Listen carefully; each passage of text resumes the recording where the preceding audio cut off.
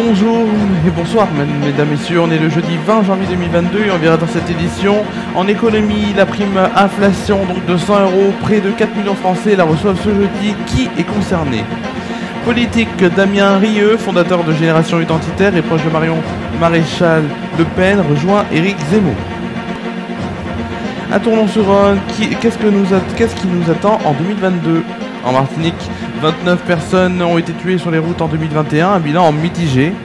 Vous retrouverez bien sûr en fin d'édition votre météo ainsi que l'éphéméride de demain. C'est la fin des titres de votre édition.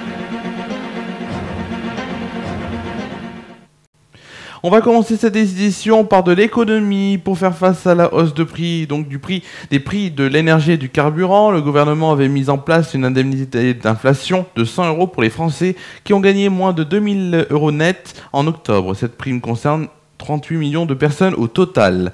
Après une première vague de versement dès le lundi 13 décembre pour les salariés du privé, les travailleurs non salariés et les étudiants boursiers, c'est au tour des bénéficiaires d'allocations versées par la CAF, la Caisse d'allocation familiale, de percevoir cette prime de 100 € à partir de ce jeudi 20 janvier. L'enveloppe totale s'élève à 304 millions d'euros. Cela concerne donc les bénéficiaires du RSA, de la prestation partagée de l'éducation de l'enfant à taux plein, de l'allocation adulte handicapé et aussi aux étudiants non boursiers qui perçoivent donc des aides au logement, soit près de 4 millions de Français. Pour toucher cette indemnité inflation, les personnes concernées donc n'ont aucune démarche à faire. Les 100 € sont versés automatiquement via la CAF. Il n'y aura donc pas besoin de déclarer cette aide lors de déclarations trimestriel donc de ressources. Certains versements donc pourraient toutefois mettre plus de temps à arriver sur le compte des bénéficiaires en raison des délais bancaires. Vous devez prendre donc en compte les délais interbancaires. Rappelle bien sûr le site démarcheadministrative.fr. À partir du 25 janvier prochain, l'indemnité inflation sera versée aux demandeurs d'emploi inscrits à Pôle emploi au 31 octobre 2021, soit 2 370 000 personnes. Puis, ce sera au tour des fonctionnaires de toucher cette prime à partir de fin janvier. Les retraités, eux, qui représentent 12 millions de personnes, seront les derniers concernés et toucheront ces indemnités à partir de la fin février. Au total, ce sont 3,8 milliards d'euros répartis entre 2021 et 2022 qui ont été débloqués pour financer ce dispositif, donc, selon les chiffres communiqués par le gouvernement. On va tout de suite parler d'une autre actualité, parler de politique, puisque 2 départs en moins de 24 heures après la défection donc de Jérôme Rivière ce mercredi. Le chef de file des députés donc européens du Rassemblement national, c'est au tour de Damien Rieu de rejoindre le camp d'Éric Zemmour. Le cofondateur de Génération Identitaire, également collaborateur de l'eurodéputé Philippe Ollivier, conseiller spécial donc de Marine Le Pen, s'est fendu d'un communiqué de presse sur Twitter pour donc justifier sa décision. Le jeune homme fait référence à des scores défaisants donc du parti lors des dernières élections régionales, 19,3 au premier tour, 19,3%. Alors que je comptais originalement parmi les sceptiques, j'ai progressivement acquis la conviction que c'est autour de la reconquête et de Génération Z que c'est la recomposition et donc de l'avenir de la droite enracinée se joue. J'ai pris la décision de rejoindre à mon tour la campagne d'Éric Zemmour, avance-t-il encore. Il devient porte-parole du parti de l'ancien journaliste et de vice-président de son parti, tout comme Guillaume Pelletier, ex-Les Républicains. On va tout de suite passer à une autre titre de l'actualité pour aller en Ardèche et à Tournon-sur-Rhône, où à défaut de cérémonie des vœux cette année, c'est par internet que Frédéric Sausset a dressé le bilan de l'année écoulée et les projets à venir dans une vidéo donc qui sera diffusée en cette fin de semaine. Pour l'année 2022, 3 principaux chantiers sont annoncés. La municipalité investit massivement sur les écoles. Après l'école Jean Moulin, qui attend donc les beaux jours pour être inaugurée, c'est l'école des Luettes qui va donc entrer en chantier à partir de cet été.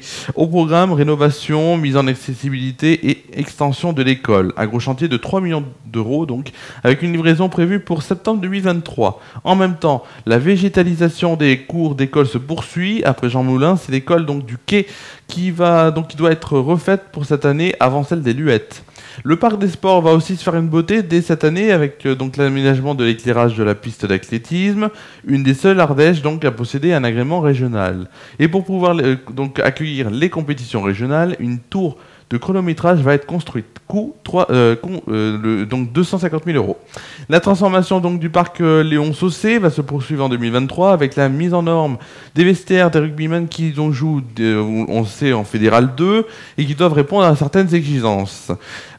Coût 1 million d'euros quand même, et seront lancés en 2023 la création de cours couverts pour le tennis avec une mise en place du paddle. Paddle, c'est un sport de raquette dérivé du tennis, se jouant donc sur un court plus petit, encadré de murs et de grillages. C'est un gros investissement à 800 000 €. Plusieurs, bien sûr, autres projets sont prévus et sont à prévoir.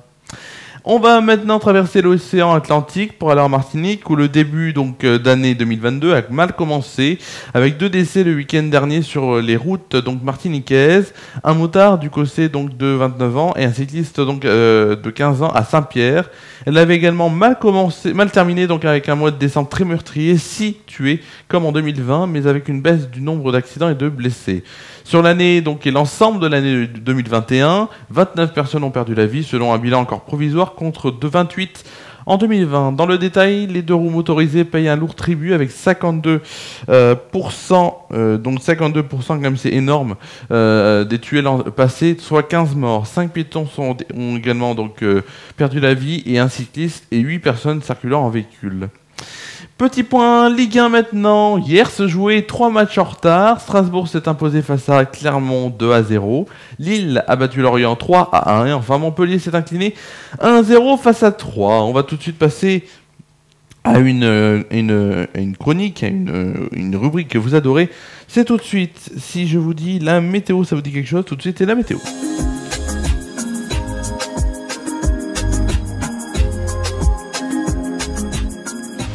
Tout de suite, c'est donc la météo avec bien sûr le temps pour Tournon-sur-Rhône, où il fera demain matin un ciel très nuageux avec une température de 1 degré de moyenne. Demain après-midi, c'est des éclaircies qui seront là pour une température de 4 degrés de moyenne et de 5 degrés au meilleur de la journée. En soirée, les éclaircies concluront cette belle journée quand même. Il fera 2 degrés de moyenne, un peu frisqué. Allez, concernant les températures en France, c'est dans quelques instants. Vous allez voir déjà les températures du matin, c'est maintenant. Demain matin, de belles éclaircies se développent dans le nord-ouest, alors que les nuages dominent de l'Auvergne et du bassin parisien aux frontières du nord-est. En Méditerranée, Mistral et Tramontagne soufflent fort et dégagent le ciel. Côté température, il fera moins 1 degré à Charleville-Mézières, il fera aussi moins 1 degré à Strasbourg, 3 et Dijon, 2 degrés à Lille, Brest et Montpellier. Il fera aussi 1 degré à Rouen, Paris, Bordeaux, Biarritz et Montélimar, 5 degrés à Perpignan et Ajaccio. Pour le plus froid, ce sera à Aurillac où il fera moins 3 degrés, et pour le plus chaud, ce sera à Nice où il fera 7 degrés. Pour l'après-midi, les nuages restent nombreux dans le nord et dans le nord-est, tandis que les éclaircies s'élargissent plutôt à l'ouest et au sud. Les températures sont tout à fait de saison et on va les voir tout de suite, puisque les températures, il fera 6 degrés à Cherbourg, Rouen, Paris, Rennes, Nantes, La Rochelle, Bordeaux et Biarritz, 5 degrés à Orléans et à Toulouse, il fera 7 degrés à Brest et à Lille, il fera 10 degrés à Marseille. Pour le plus frais, ce sera à Strasbourg, Dijon, Limoges. Il fera aussi à Lyon et Aurillac la température de 3 degrés. À l'inverse, pour le plus chaud, ce sera à Nice seulement, où il fera 12 degrés. On fêtera demain, bien sûr, la Saint-Agnès ou encore la Saint-Inès. Le soleil se lèvera à 8h33. Pour se coucher à 17h30, on gagnera ainsi 2 minutes de soleil. Et oui, c'est la fin. Non, c'est pas la fin tout de suite, puisque je vais vous dire ce qui va se passer on le sait, sur cette chaîne Facebook, bien sûr. Alors demain, le JT sera de retour sur cette même antenne pour la dernière édition de la semaine. Demain aussi, c'est le Mac sur Déclic Radio, spécial anniversaire du Point Commun, qui fête leurs 3 ans. On aura quelques invités, surprises bien sûr, et on parlera de ces 3 ans ainsi que l'histoire du Point Commun. Samedi, une émission de Samedi Détente vous sera proposée à 19h. Dimanche, sur FR News en direct, c'est FR News Foot. Bien sûr, voilà, c'était tout. C'est pour vous dire que c'est la fin de cette édition. On se retrouve pour notre part demain sur Déclic Radio pour le MAG et sur FR News pour le JT. Je vous souhaite de passer une très bonne soirée, une bonne nuit. Prenez soin de vous et de vos proches, et à demain sur FR News.